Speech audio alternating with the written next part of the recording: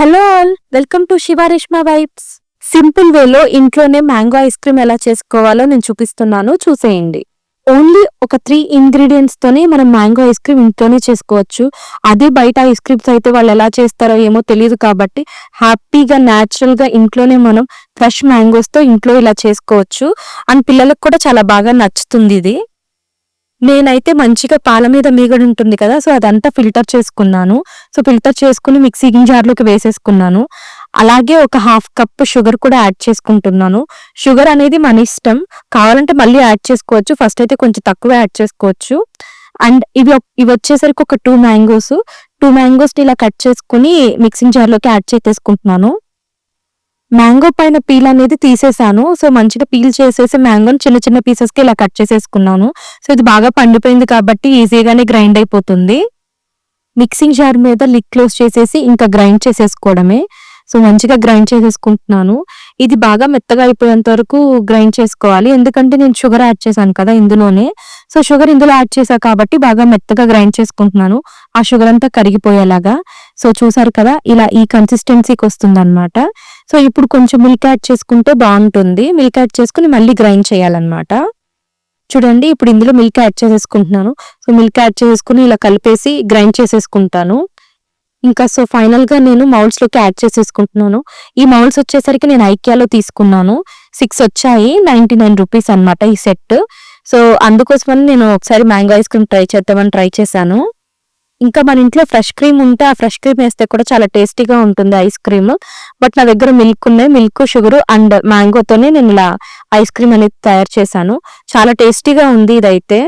చూసారు కదా, మౌల్డ్ లో పెట్టేశాక ఇలా ఒకసారి ట్యాప్ చేసుకుంటే ఏమైనా గ్యాప్ ఉంటే అది కవర్ అయిపోతుంది అనమాట. అండ్ ఆ తర్వాత నేను దానిపైన ఆ క్యాప్ అనేది పెట్టేస్తూ ఉన్నాను. అలా అన్ని మౌల్డ్స్ లోనూ యాడ్ చేసేసుకున్నాను. ఈ మౌల్డ్స్ అయితే నాకు చాలా బెటర్ అనిపించాయి అనమాట.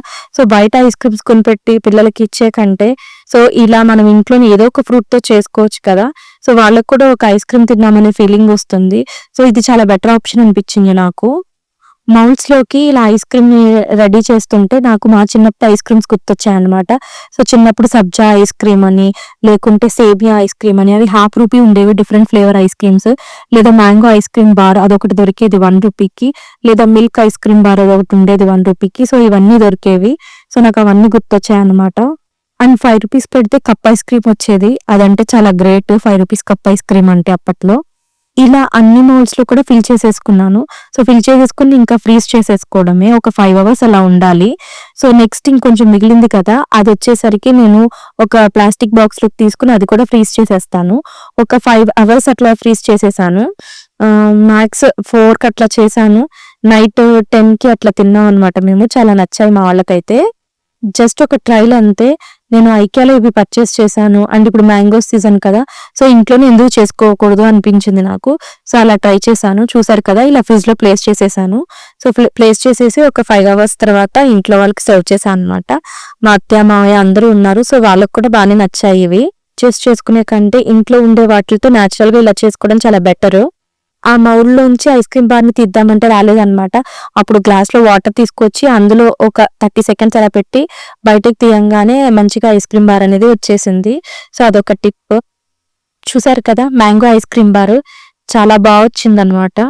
సో టేస్ట్ కూడా చాలా బాగుంది. మీకు ఈ వీడియో నచ్చింది అనుకుంటున్నాను. నచ్చితే లైక్ చేయండి, కమెంట్ చేయండి. అలాగే Shiva Reshma vibes YouTube channel కి సబ్స్క్రైబ్ చేసి మమ్మల్ని సపోర్ట్ చేయండి. Thank you, bye bye.